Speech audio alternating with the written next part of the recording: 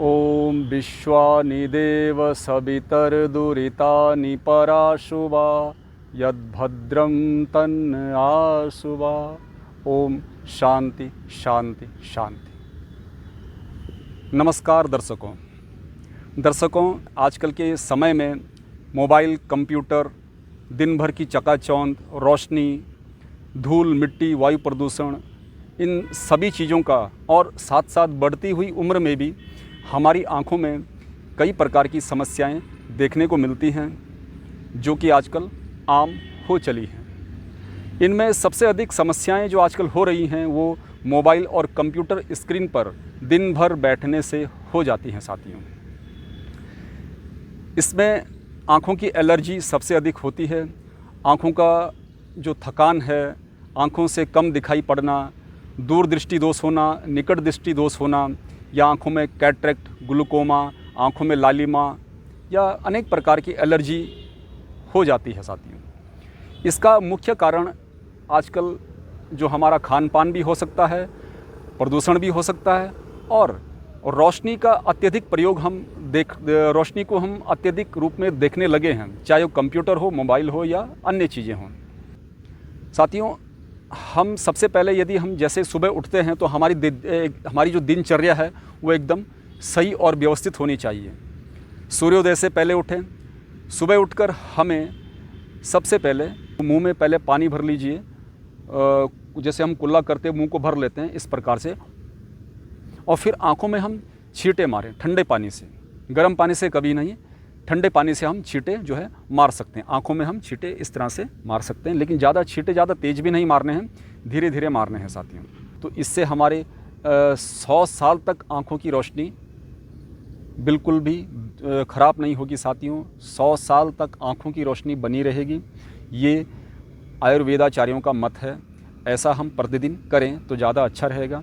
दूसरा और प्रयोग यह है साथियों कि जैसे हम सुबह उठकर हम किसी टब में पानी को भरें और पानी को फुल भर दें, उसके बाद हम पूरा जो सिर है या हमारा आधा इतना चेहरा है, यदि हम उसे पूरे पानी में डुबा दें इस प्रकार से, और डुबाने के बाद हम आँखों को घुमाएं या आँखों को खोलें बंद करें, इस प्रकार से आँखों को खोलें बंद करें पानी के अंदर, इतना चेहरा हम पूरा इतना एरिया हम जो है मुँह को पानी में डुबा दें, और उसके बाद हम आँखों को खोलें बंद करें, तो यह भी एक आँखों के लिए अत्यंत लाभकारी एक्सरसाइज है साथियों। ये भी हमें करनी चाहिए। दूसरा, हम आँखों को घुमा सकते हैं साथियों इस प्रकार से। ये हम आँखों की एक्सरसाइज करें, देखिए कैसे। आप चाहें तो जूम करके देख सकते हैं साथियों। इस प्रकार से हम आँखों की एक्सरसाइज कर सकते हैं।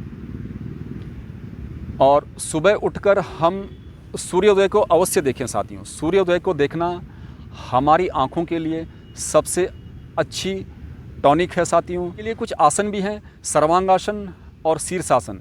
इसमें सर्वाधिक लाभकारी आसन है साथियों। सर्वांगासन और शीर्षासन हमें करने चाहिए, जो कि हमारी आँखों के लिए एक बहुत अच्छी टॉनिक है, रामबाण औषधि है। ये भी हमें प्रतिदिन करें तो ज़्यादा अच्छा रहेगा। कुछ 1-2 प्राणायाम भी आँखों के लिए लाभकारी हैं, जिनमें अनुलोम विलोम और कपालभाति प्राणायाम, ये भी हम प्रतिदिन 15-15, 20-20 मिनट करें तो यह भी हमारी आँखों की रोशनी को बढ़ा सकता है साथियों। एक्यूप्रेशर देखिए साथियों, ये जो आँखों का एक्यूप्रेशर है, आँखों के लिए जो एक्यूप्रेशर हम पहली और दूसरी उंगली है,